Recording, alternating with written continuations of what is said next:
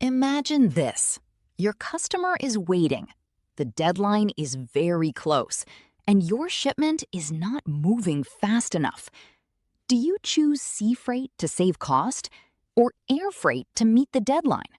One wrong decision can cause delay, extra cost, or even lose the customer. In real factory work, choosing the right transport is not easy. You must balance cost, transit time, and risk. In this lesson, you will learn how to communicate clearly in English when choosing between air freight and sea freight for an urgent order. Let's get started. Hi, Mai. We have an urgent shipment to handle. Hi, Nam. What's the situation? The customer needs fast delivery, but we planned sea freight. That sounds like a problem. What is the deadline? The deadline is in 5 days. Then sea freight is not possible. Yes, the transit time is around 20 days. That will definitely miss the delivery schedule. The only fast option is air freight. But the freight cost is much higher, right? Yes, about 5 times higher than sea freight. We need to compare cost and speed carefully. Let's review the shipment details first. What is the cargo volume? Around 2 cbm. That is suitable for air freight. The total weight is 150 kilograms. That is within airline capacity. Good. Now let's check service level agreement. The service level agreement requires on-time delivery. So delay is not acceptable. Is this order marked as urgent cargo? Yes, it is high priority. Then speed is more important than cost. I agree, but management wants cost control. Maybe we can consider multimodal transport?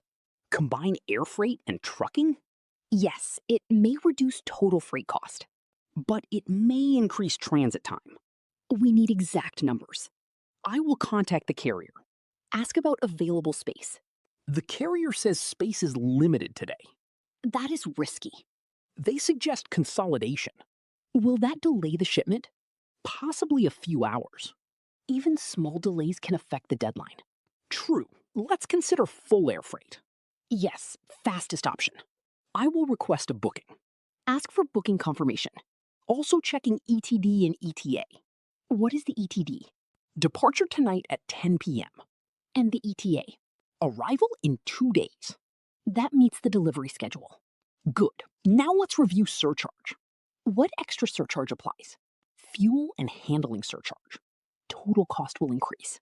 Yes, but acceptable for urgent cargo. We should inform the customer. I will send a shipment update. Explain clearly the reason for cost increase. Yes, transparency is important. What about risk? Lower risk with faster delivery. That is good. Now I will contact the forwarder. They will handle the shipment. Yes, they manage the logistics flow. Did they confirm booking? Not yet. Waiting for reply.